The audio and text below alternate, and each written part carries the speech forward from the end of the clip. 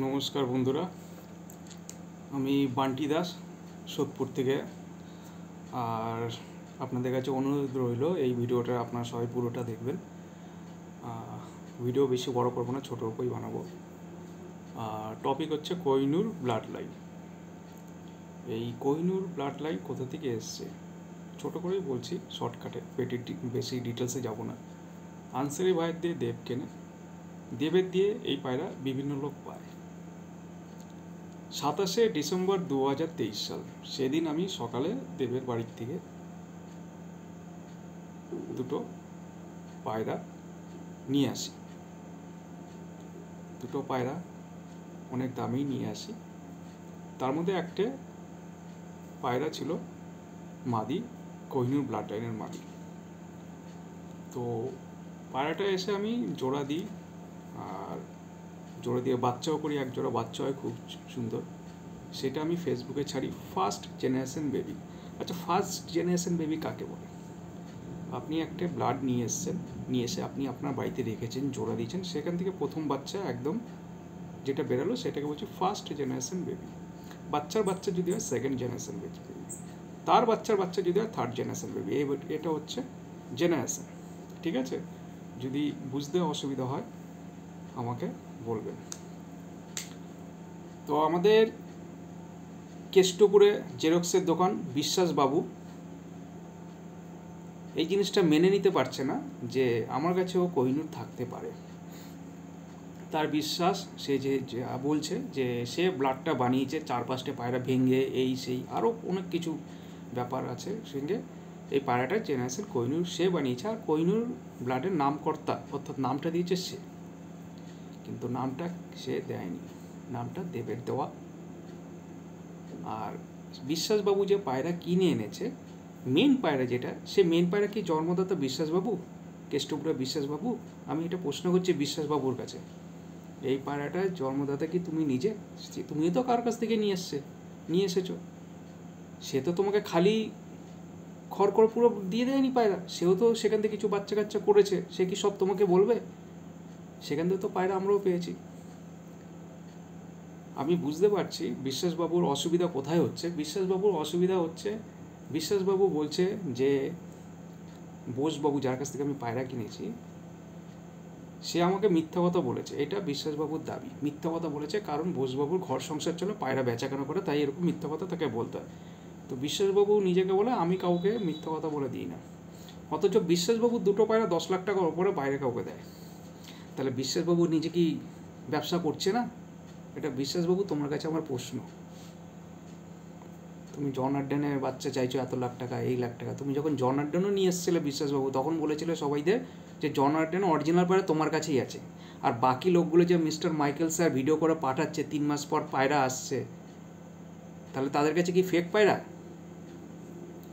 রাস্তা দিয়ে যখন হেঁটে যাবেন, দেখবেন ফুটপাতের ওপর বসে থেকে বিভিন্ন ছোট ছোট ব্যবসায়ীরা, তারা চিল্লায় আমার দোকানে আসুন, আমার দোকানে আসুন, আমার দোকানে বেস্ট জিনিস কারোর দোকানে পাবেন না। কিন্তু জনগণ জানে যে সেম জিনিস তার পাশের দোকানে ফুটপাতে আবার বিক্রি হচ্ছে। আমি বুঝতে পারছি বিশ্বাসবাবু যে তোমার যে ব্লাডটা বানিয়েছো আছে তোমার কাছে, সেটা যদি সবার কাছে থেকে যায় তাহলে তোমার ব্যবসা করতে অসুবিধা হবে। সেই জন্যই তুমি এত বড় বড় কথা বলছো। আমি আমকে আম বলি, জামকে জাম বলি। আমকে জাম বলে বেচি না, যা আমার কাছে আছে তাই। এই বিশ্বাসবাবু আমার পাশের বাড়ি, আমার এখান থেকে সোদপুরে একজনের বাড়িতে এসে ওয়াইফকে নিয়ে এসে বিশ্বাসবাবু পায়রা কিনে নিয়ে যায়। সেই পায়রা ফেসবুকেও পোস্ট করে। পরে যখন বলা এই পায়রাটা কার, বিশ্বাসবাবু অস্বীকার করে এটা আমার বাড়ির পায়রা, বাড়ির বাচ্চা, এই সেই। এগুলো ঘটনা। তো বিশ্বাসবাবু অন্যের দিকে আঙ্গুল তুলো না, নিজের দিকে আঙ্গুল তুলো। তুমি নিজে কি করছো তুমি নিজে জানো। আমি পায়রা টাকা দিয়ে কিনেছি, আমার মনে 0.1% ভয় নেই। কোহিনূর ব্লাড লাইনে পায়রা কিনেছি, বাচ্চা করেছি, ছেড়েছি, আবার হলো আবার ছাড়বো। তো মানুষকে এসব ভুল বুঝিও না বিশ্বাসবাবু, তুমি ভুলভাল কাজ করছো।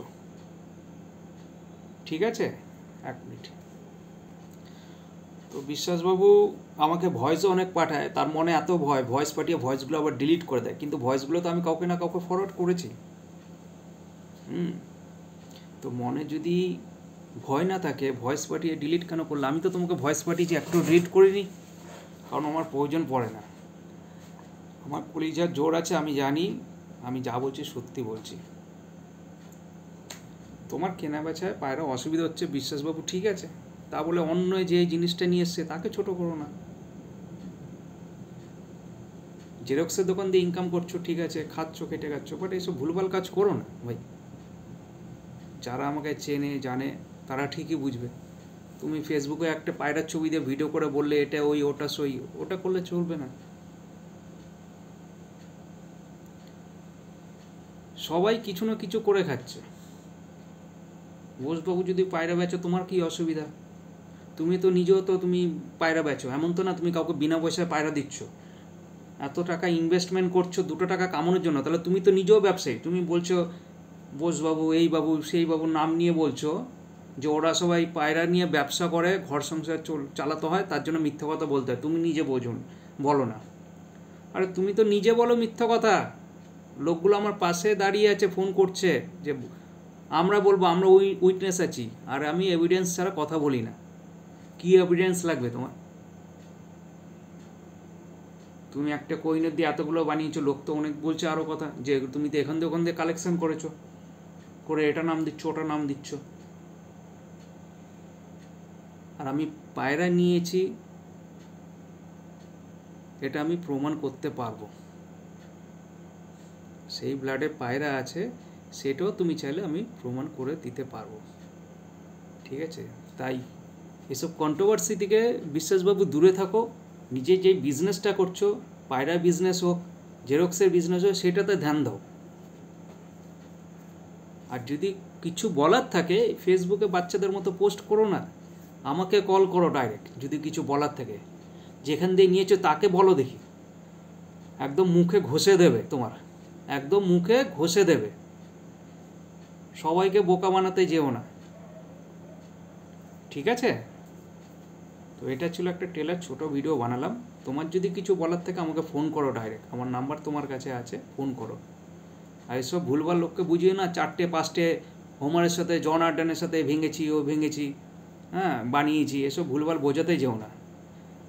তুমি নিজেও ওই পায়রা জন্মদাতা না, তুমিও কারোর কাছ থেকে পায়রাটা এনেছিলে, এটা মনে রাখো। সেখান থেকে তুমি বানিয়েছো।